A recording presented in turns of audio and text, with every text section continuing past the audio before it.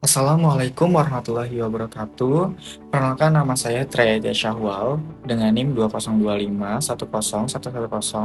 1011111010217 dari Fakultas Hukum Program Studi Hukum.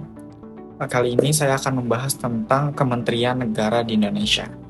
Ya, di dalam sistem pemerintahan Indonesia, Presiden memang memegang kekuasaan eksekutif sebagai kepala negara sekaligus kepala pemerintahan. Tapi tentu saja Presiden itu tidak bekerja sendiri. Dalam menjalankan tugasnya, Presiden dibantu oleh para menteri yang tergabung dalam kabinet-kabinet. Menteri-menteri ini bukan sekedar pelaksana, tapi juga perumus kebijakan di bidangnya masing-masing. Penting untuk dipahami, menteri bertanggung jawab langsung kepada Presiden, bukan kepada DPR. Artinya, hubungan mereka bersifat vertikal dan sangat bergantung pada kepercayaan Presiden.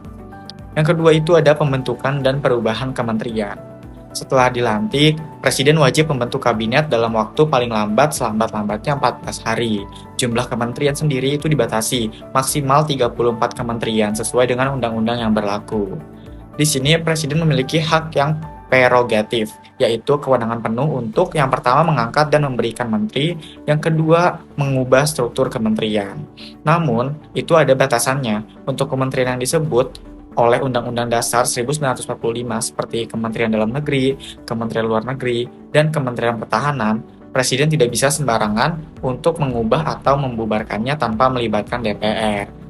Ini jadi bentuk checks and balance agar kekuasaan kita itu tidak sepenuhnya absolut.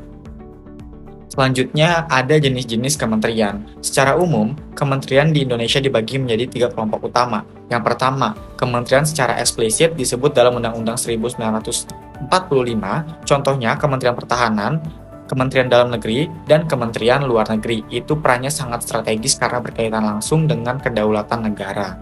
Yang kedua, kementerian yang menangani urusan pemerintahan tertentu.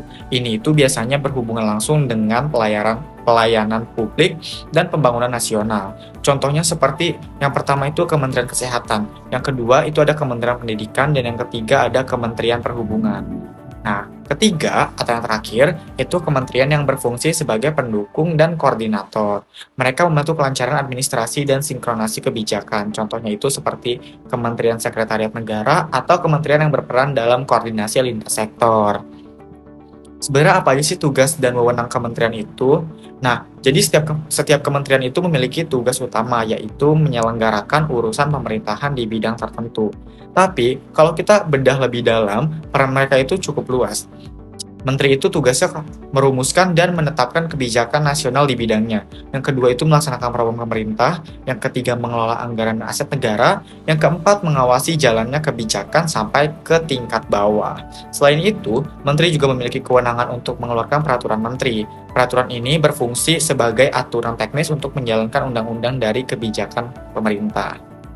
Jadi, bisa dibilang kementerian itu adalah mesin utama yang menjalankan visi presiden secara konkret. Nah, dari sini nih kita bisa lihat kementerian itu bukan hanya pelengkap, tapi bagian inti dari sistem pemerintahan di Indonesia.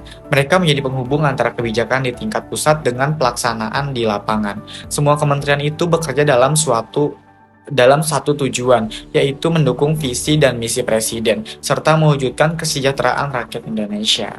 Nah, mungkin itu aja yang bisa saya jelaskan tentang kementerian di Indonesia ini. Kurang lebihnya mohon maaf. Wassalamualaikum warahmatullahi wabarakatuh.